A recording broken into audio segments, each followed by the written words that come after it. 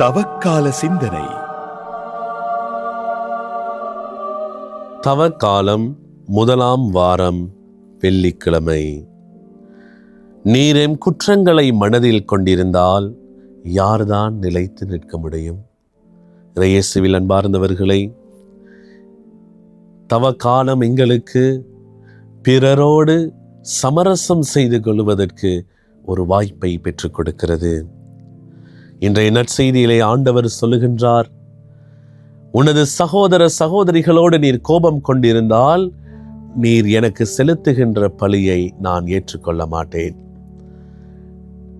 என்னிடம் நீர் படி செலுத்துவதற்கு வருகிற பொழுது, நீ காணிக்கை செலுத்துவதற்கு வருகின்ற பொழுது, உன்னுடைய சகோதர சகோதரிகளோடு ஏதாவது கோபதாபம் இருந்தால் உன்னுடைய காணிக்கையை பலிபீடத்திற்கு முன்பதாக வைத்துவிட்டு போய் அவளோடு சமரசம் செய்துவிட்டு மீண்டும் வந்து என்னிடம் காணிக்கையை செலுத்து என்று சொல்லி ஆண்டவர் சொல்கிறார்.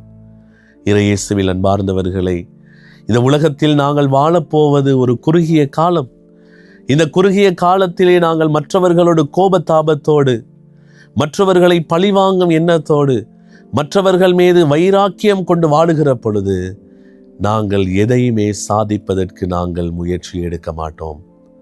ஆகவே வாழுகின்ற இந்த குறுகிய காலத்திலே நாங்கள் பிறரோடு சமரசம் செய்து கொண்டு வாழுவதற்கு முயற்சி எடுப்போம். பிறரை ஏற்றுக்கொள்ளுவோம். அனைவரும் எம்முடைய சகோதர சகோதரிகள் என்று அவர்களை நாங்கள் கணக்கிடுவோம். அவர்களோடு எப்போதும் நன்றாக, பண்பாக, பாசமாக இருப்பதற்கு முயற்சி எடுப்போம். நாங்கள் எல்லாரும் ஏதோ ஒரு வகையில் மனித பலவீனம் உள்ளவர்களாக இருக்கிறோம். இருந்தாலும் எங்களுடைய அன்றாட வாழ்க்கையிலே நாங்கள் பிறரை ஏற்றுக்கொண்டு வாழ்வதற்கு இன்றைய நாள் எங்களை அழைத்து நிற்கிறது.